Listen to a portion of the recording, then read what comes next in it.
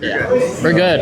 Hey, everybody, we got Steve here. We're live at, I guess we're not good live. Good to see you, man. I gotta say, I haven't seen you in a while, man. It was on a stream, right? Yeah, it was on a stream, right? I don't think I've ever even seen you in person. Right. Yeah. Well, were you here last year? No. No, okay. I wasn't. There you go. No, but yeah, last time I saw you was on the stream that we did, yeah. Yep. And it was fun. It's always fun to have everybody on the stream, which means Cameron can be, wait, you've never been on it? No, and I will not. Oh. That's why I won't even do an interview. Oh, if you want to do an interview, or if you want to be on the stream, just hit me up. It's really chill. It's really easy. There's no professional, it's a chill spot. It's easy. Anyway. What's up, guys? Go for it. Oh, that's you. I don't know what we're doing. Anyways, we got Steve here.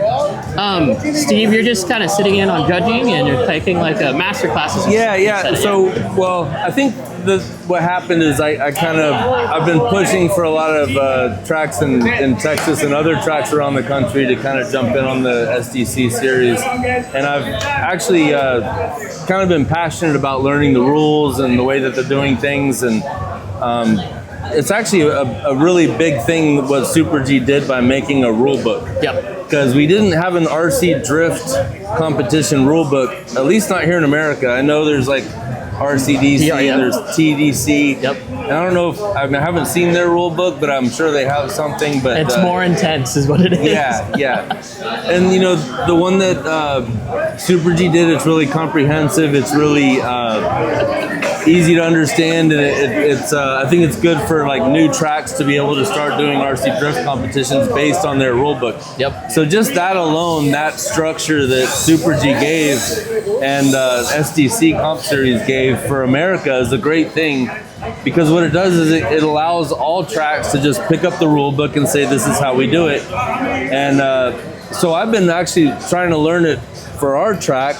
And after we learned it for our track, and we're still learning, I tried to pass it along to some other tracks. And we had, actually this last year in Texas, we had 4 regions. Yep. We're the North region now, and then we have a South, a East, and a West.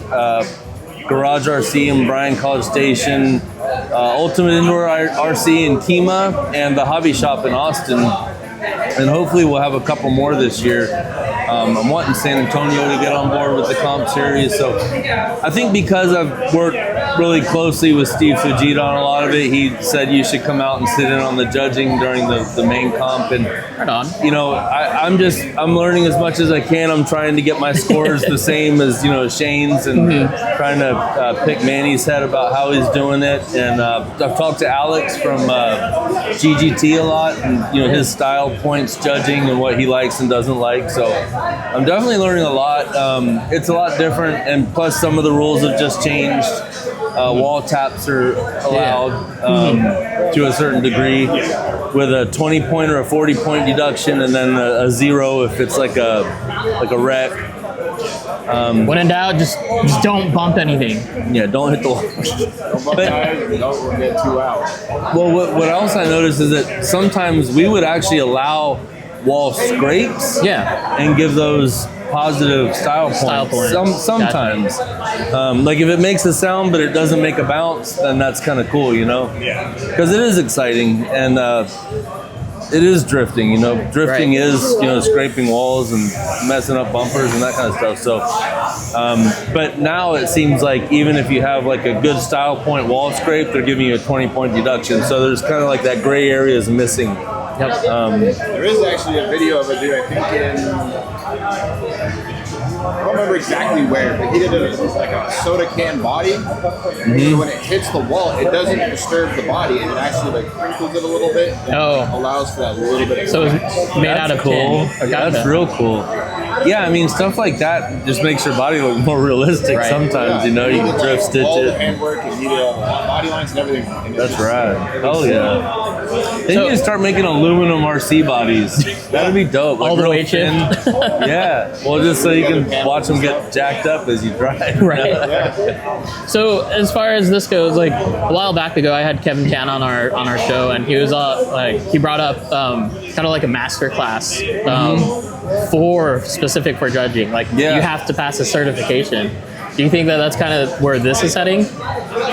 Maybe, maybe it would be a good idea to have, it doesn't matter. It doesn't matter what knowledge you have going into the comp series. Once you start doing comps, you come across situations and you have to make a call. And once you make that call, that's the rule. And you have to stick with that rule for your whole career as a judge, or like as a track. You have to keep enforcing that rule. Unless the rule changes, or you decide to change the rule, which you can't retroactively let other people win that should have won based on that rule or whatever, whenever you're a new track, a new judge, and no matter if you know all the rules or not, you're going to come across situations where you're like, oh, well, he rear-ended him and it was a decel zone, so it's the chase's fault. You don't know to, make that call yet, So yeah, there's things that you just kind of learn along the way, or you have to decide along the way. But at first, you're not even looking at decel zones. You're not considering that stuff. Like, we didn't consider it for a long time, but it's actually a really important factor. The decel zones, because it's like, who's at fault if you get rear-ended if the decel zone's marked. As far as judging goes, do you feel that judging as a collaborative effort with the other judges is the thing, or should your opinion be strictly as what it is? I mean, it should be a collaborative thing, and everybody should be working on a certain section of it. But what I've really I hate to say it, but it's kind of judge specific. I may see something totally different than you might see something, and I might give them a 2 and you might give them an 8 for that zone. And at the end of the day, if you're driving better, you're going to have a higher point, a higher score. And like where I might give someone a 2 and you give them a 7, on the next zone I might give them a 7, you give them a 2. So sometimes it kind of evens out. Yeah. Kind of here and there. But it is kind of judge specific. And I think as long as that same judge is judging the whole competition, then it should, even out. And, I don't know. This is the first time I'm going to be, working alongside them, learning how to judge tandem battles. Yesterday was all qualifying scores, and it was like we did like 240. 140 competitors. It was like 280. Oh, that's right. Because I ditched out. I cut out after the first half.